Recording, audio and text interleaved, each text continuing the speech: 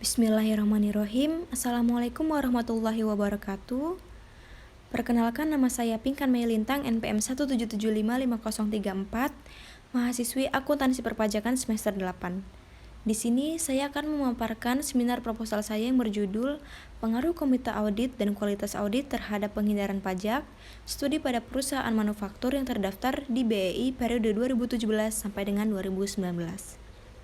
Sebelumnya, saya ingin mengucapkan terima kasih kepada pembimbing satu saya, Ibu Lihan Rini Puspawijaya, SEMSI, pembimbing kedua saya, Ibu Destia Pentiana, SEMSI, serta penguji saya, Bapak Eksa Ridwansyah, SEMBUS AKT. Proposal ini terdiri dari 3 bab, yaitu bab 1 pendahuluan, bab 2 tinjauan pustaka, dan bab ketiga yaitu metode pelaksanaan. Bab 1, latar belakang. Pemerintah Indonesia pastinya membutuhkan dana yang tidak sedikit dalam upaya menyejahterakan negara, yaitu untuk melakukan pembangunan seluruh sektor agar kesejahteraan nasional dapat tercapai. Terdapat 2 sumber dana dalam melaksanakan pembangunan nasional, yaitu sumber pendanaan yang berasal dari pajak dan sumber pendanaan yang berasal dari non-pajak. Menurut data dari Kementerian Keuangan Republik Indonesia, penerimaan pajak masih menjadi penyumbang terbesar dengan kontribusi sebesar 82% dari total pendapatan negara. Hal ini terlihat dari pendapatan pajak sebesar 1.786,4 triliun dari total pendapatan negara, yaitu 2.165,1 triliun dalam APBN 2019. Data ini didapat dari kemenku.go.id. Praktik pelaksanaan pajak itu sendiri, salah satu pihak yang memberikan kontribusi besar dalam sektor penerimaan pajak adalah perusahaan atau pemilik usaha. Namun, tujuan dari pemerintah untuk memaksimalkan penerimaan dari sektor perpajakan bertentangan dengan tujuan dari perusahaan sebagai wajib pajak. Sesuai dengan asumsi bahwa pajak dianggap beban, maka timbul keinginan untuk mengurangi pajak tersebut, sama halnya seperti keinginan untuk mengurangi beban-beban yang lain. Anggapan inilah yang membuat wajib pajak melakukan usaha untuk mengatur jumlah pajak yang harus dibayar. Perusahaan berusaha mengefisiensikan beban pajaknya sehingga dapat memaksimalkan laba perusahaan. Karena semakin besar beban pajak yang dibayar, maka laba perusahaan akan semakin berkurang. Salah satu cara perusahaan untuk mengurangi beban pajak adalah dengan melakukan penghindaran pajak atau tax avoidance. Aktivitas penghindaran pajak merupakan suatu transaksi yang dilakukan oleh perusahaan untuk meminimalkan beban pajak dengan memanfaatkan ketentuan perpajakan suatu negara sehingga transaksi tersebut dapat dikatakan legal karena tidak melanggar ketentuan perpajakan. Oleh karena itu, tax avoidance atau penghindaran pajak merupakan persoalan yang unik dan rumit karena di satu sisi tax avoidance tidak melanggar hukum, tapi di sisi lain tax avoidance tidak diinginkan pemerintah. Tata kelola perusahaan menjelaskan hubungan antara berbagai partisipan dalam perusahaan yang menentukan ke arah kinerja perusahaan. Perusahaan yang tidak memenuhi standar tata kelola yang baik akan besar kemungkinan melakukan penghindaran pajak. Namun sebaliknya, perusahaan yang memenuhi tata kelola yang baik, maka kecil kemungkinan untuk melakukan penghindaran pajak.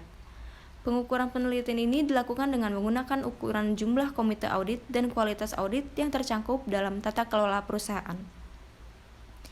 Pengawasan dan pengevaluasian atas perencanaan audit yang dilakukan perusahaan untuk mengurangi beban pajak, maka tanggung jawab tersebut diberikan kepada komite audit yang sekurang-kurangnya beranggotakan 3 orang. Komite audit berwenang dengan wewenang dimilikinya akan dapat mencegah segala perilaku atau tindakan yang menyimpang terkait dengan laporan keuangan perusahaan.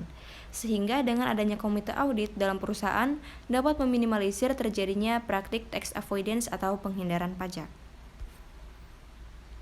Faktor lain yang mempengaruhi tax avoidance adalah kualitas audit. Kualitas audit merupakan segala kemungkinan yang dapat terjadi saat auditor mengaudit laporan keuangan suatu perusahaan dan menemukan pelanggaran atau kesalahan dalam laporan dan melaporkannya dalam laporan audit. Perusahaan yang diaudit oleh KAP The Big Four biasanya menghasilkan kualitas audit yang semakin baik dan akan semakin sulit untuk melakukan penghindaran pajak. Dikarenakan KAP Big Four tidak memiliki ketergantungan ekonomi kepada tiap kliennya. Sebab ukuran KAP yang sudah besar memiliki aset yang lebih banyak dan juga KAP tersebut memiliki nama baik yang harus dijaga untuk keberlangsungan KAP tersebut. Sebaliknya, jika suatu perusahaan tidak menggunakan KAP The Big Four, maka kemungkinan suatu perusahaan untuk melakukan praktik penghindaran pajak atau tax avoidance. Berdasarkan penelitian Damayanti dan Tridahus Susanto 2015 yang berjudul Pengaruh Komite Audit, Kualitas Audit, Pemilikan Institusional, Risiko Perusahaan, dan Return of Assets terhadap tax avoidance menunjukkan hasil bahwa komite audit dan kualitas audit tidak berpengaruh terhadap tax avoidance. Sementara pada penelitian Nuralifmida dan Lulus tahun 2012 yang berjudul Pengaruh Corporate Governance terhadap tax avoidance menunjukkan bahwa komite audit dan kualitas audit berpengaruh signifikan terhadap tax avoidance. Berbeda dengan penelitian Nuraini tahun 2019 yang berjudul Pengaruh Kepemilikan Institusional, Komisaris Independen, Komite Audit, Kualitas Audit, Ukuran Perusahaan, dan Leverage terhadap penghindaran pajak menunjukkan hasil bahwa komite audit secara parsial berpengaruh signifikan terhadap penghindaran pajak, sedangkan kualitas audit secara parsial tidak berpengaruh signifikan terhadap penghindaran pajak. Rumusan masalah.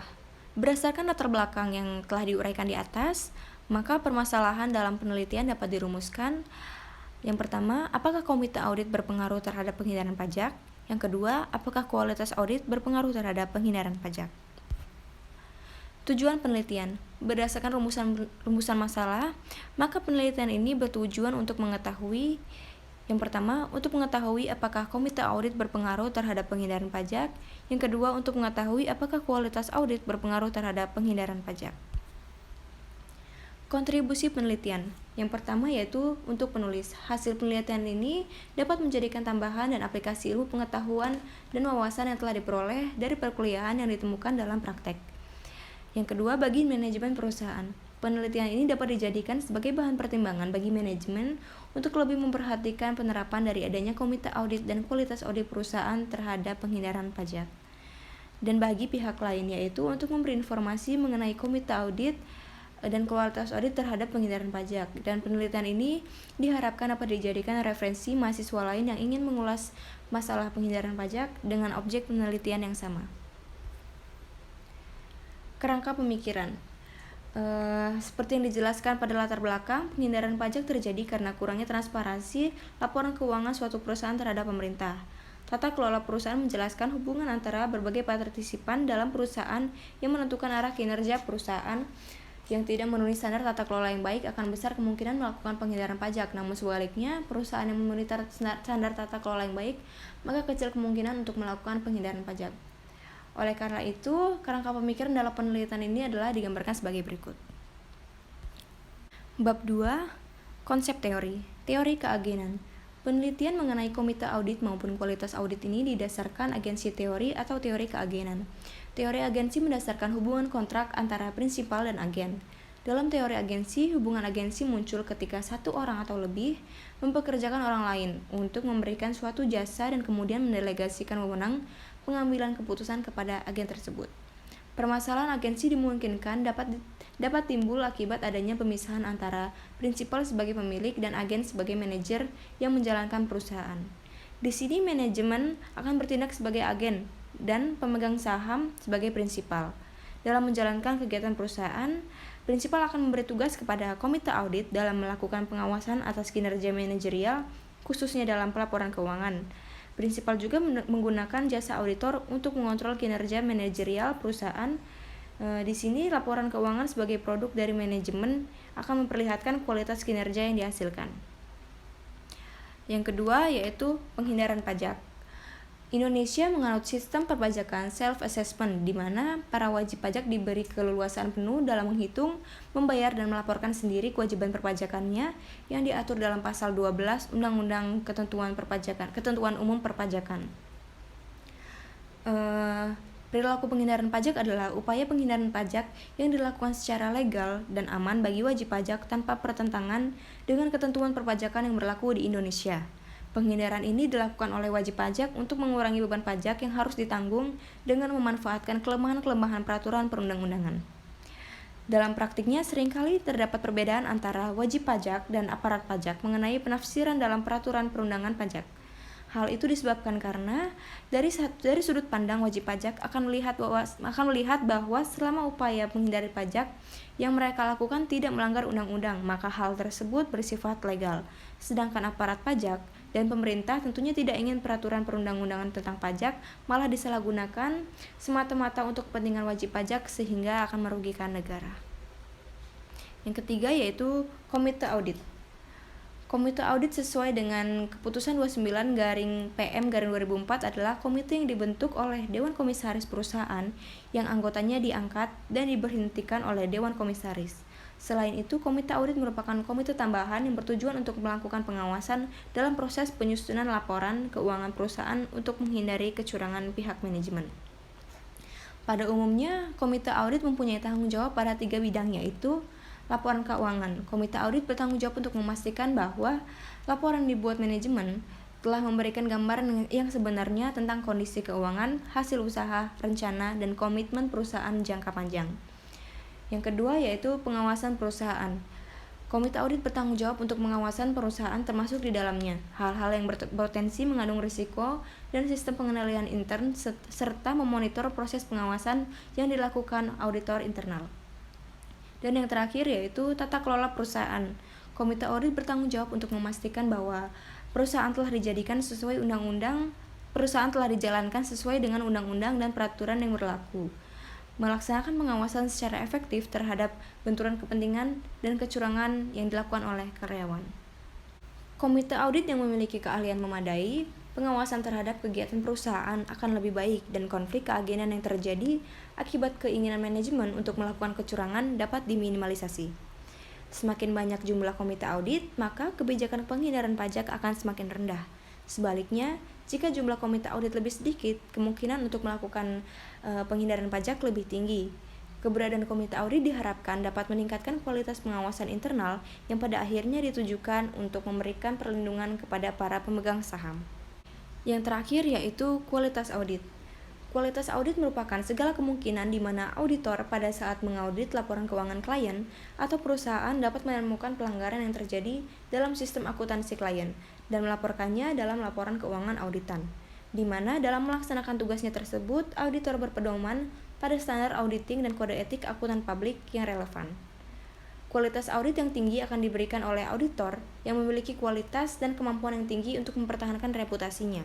Jadi, perusahaan yang diaudit oleh KAP The Big Four biasanya menghasilkan kualitas audit yang semakin baik dan akan semakin sulit untuk melakukan penghindaran pajak. Jika audit berkualitas tinggi, manajer kurang termotivasi untuk terlibat dalam penghindaran pajak perusahaan karena mereka menanggung konsekuensi merusak jika otoritas pajak mendeteksi posisi agresif. Penelitian terdahulu. Berikut ini beberapa penelitian terdahulu yang memiliki variabel yang sama dengan penelitian yang akan dilakukan.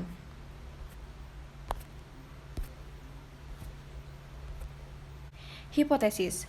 H1 yaitu komite audit berpengaruh terhadap penghindaran pajak, H2 yaitu kualitas audit berpengaruh terhadap penghindaran pajak. Bab 3. Metode pelaksanaan. Populasi dalam penelitian ini adalah perusahaan manufaktur yang terdaftar di Bursa Efek Indonesia dari tahun 2017 sampai dengan tahun 2019. Dan teknik pengambilan sampel yang digunakan adalah metode purposive sampling, yaitu teknik pengambilan sampel dengan kriteria-kriteria tertentu.